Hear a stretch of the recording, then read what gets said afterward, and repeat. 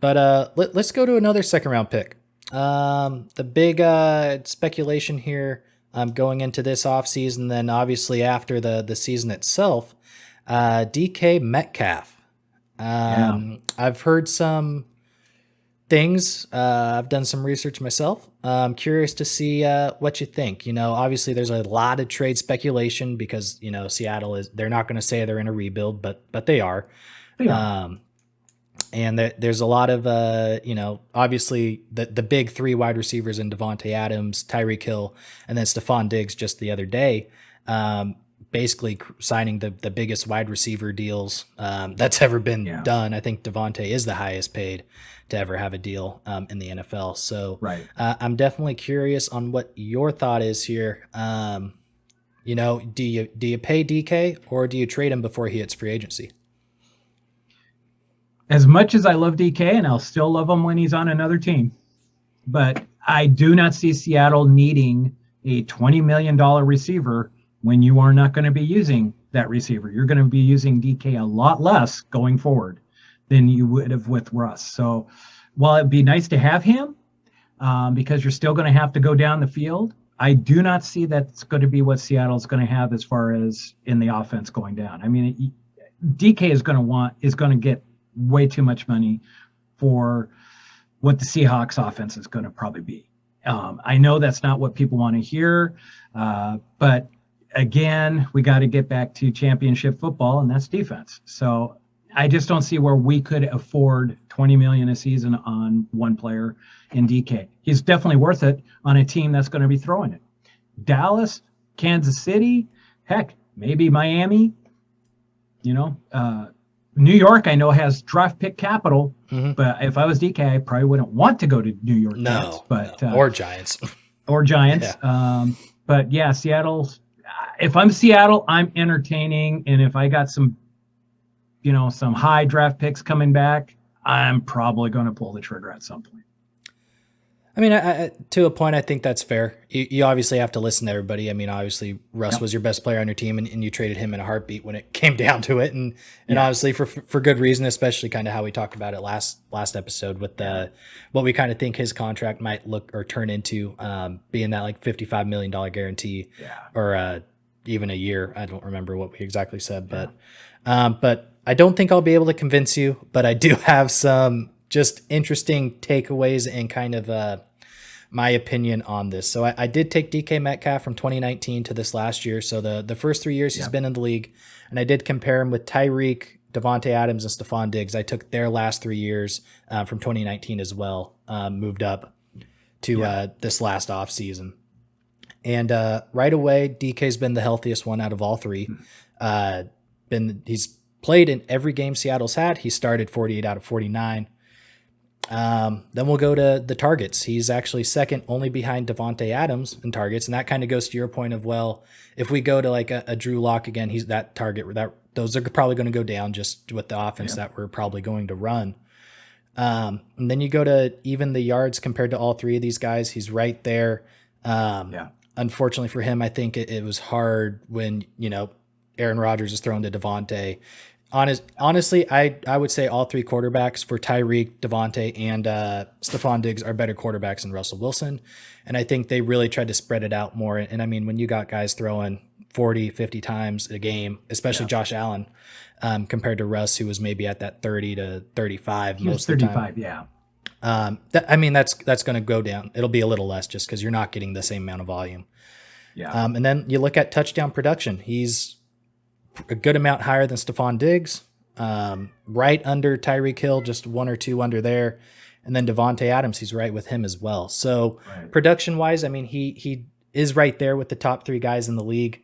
But the thing for me that's most interesting is Tyreek's going into his 28 season. I think he actually turned 28 just a couple, like a month ago. Devontae Adams is going to be 30 halfway through the year. And Stephon Diggs will be 29 halfway through the year.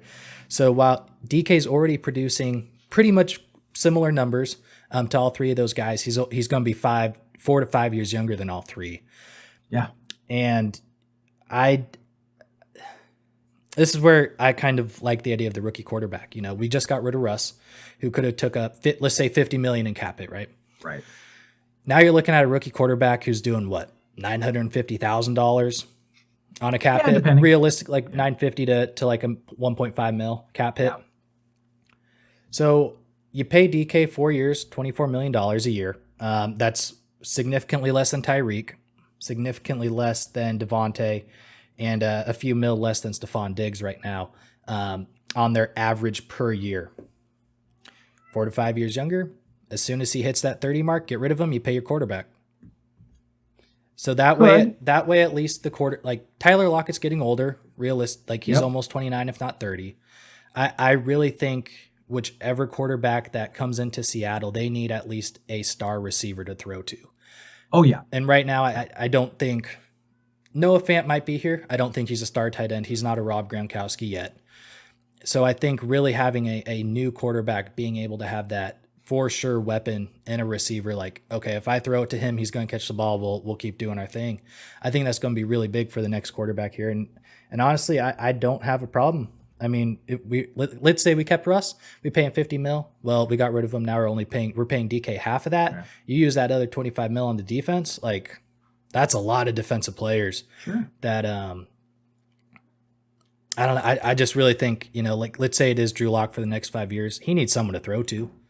Oh, absolutely. And as of right now, I don't think we have the depth to cover that. So, you know, you get DK up to his 30-year age season. At that point, throw him away. Let him go to Dallas. Let him go to Kansas. Let him go wherever. Let him go live in Miami for to end his career. But I really do think, you know, you pay him. He's done only good things for Seattle. And he can only improve. So here's a quandary for you. Mm-hmm. You just mentioned all the reasons why you'd want to keep him, mm-hmm. but you also mentioned that all the reasons why he could probably demand more than what Davante Adams got. Mm-hmm. Younger? Younger, but his catch rate is significantly worse. He drops passes a lot. Okay. Davante Adams has about a 72% he'll catch the ball when the ball's thrown to him. Okay. DK's just under 61. Okay. So you get the same for Davante. So you're saying 5 years, 140 million, 28 average per year? That's what he would probably get. Still same thing. You get rid of him at 30. He's going into his 25. Yeah, but I'd rather have the draft capital, because do you think if they did not do an extension after this year that he'd be coming to Seattle? Probably not, but you can franchise tag him. You could. But then you're looking at the same number. You take the top 5 players, you divide by 5. Right. You're looking at the same number. So the question is, what do you want? Do you want the one player and the money, or do you want draft capital that you could parlay into something else later? I mean, the other thing, though, with that draft capital, it's like, yeah, you can get it. But let's say, just for instance, he goes to New York. We get their next couple year first-round picks, maybe get a third, something like that. Well, okay, let's say Zach Wilson turns into a guy. All of a sudden, the Jets are the Bengals. So now you're getting a second. They're not. I'm not saying that at all. But let's just for this scenario, right? Yep. Like no one thought the Bengals were going to the Super Bowl, and yet somehow they did. No. Joe Burrow coming off a torn ACL, and they go out and do it. So there's nothing that says like. And again, they're in the Bills division. They're in the Patriots division. They're even in their Dolphins. Like they're not going to. But just for the sake of argument, let's say now those picks turn into 31-32. Yeah. Is it really that? I mean, it could be maybe you get guys, but I mean, I don't know. I like the idea of just having that for sure receiver where whatever quarterback comes in, they at least know they have someone they can throw the ball to. They have somebody to throw to. Absolutely. And right now, Chris Carson gets hurt all the time. Rashad Penny is hurt all the time. Like we have no running back. When they're healthy, they're good. But we really don't have any weapons outside of wide receivers, in my opinion, because they're always hurt. Chris Carson's always hurt. Yeah. He has the neck thing going on. Penny just can't stay healthy. I don't even know who our third string guy is right now. Probably was that DJ Dallas. Yeah. I think he got hurt too last year. So yeah, I don't know. Yeah, it's going to be interesting. And it is a quandary with DK. Yeah, I mean, it really is. You could wrap him up for 5 years. But you know what? He's going to want to be able to, make his numbers and his fame as well. And so it would be on him to think that through too, because if you got a rookie quarterback, the first year, maybe you're not going to be there, and so that's, it is a quandary. I mean, you got looking from DK's point, and boy, that guy, if he went to the East Coast somewhere where people are keeping an eye on him, oh man, would his value skyrocket. But I just like realistic. I don't know. Yeah. So here in an ideal scenario, I guess this year's draft class is not deep on quarterback. No. Everyone would agree with that. Yeah. I think you tag DK, maybe do a sign and trade. Okay. So you tag him in the offseason next year, and let's say that the Jets have the number 1 pick, and you really like that quarterback, then I have no issue trading him then. Yeah. That's a good idea. But when we're at, realistically, I think we're going to be in that 13 to 12 to 15 range. If Denver does what they're supposed to do, there'll be a low first round pick in the 25 to 30s.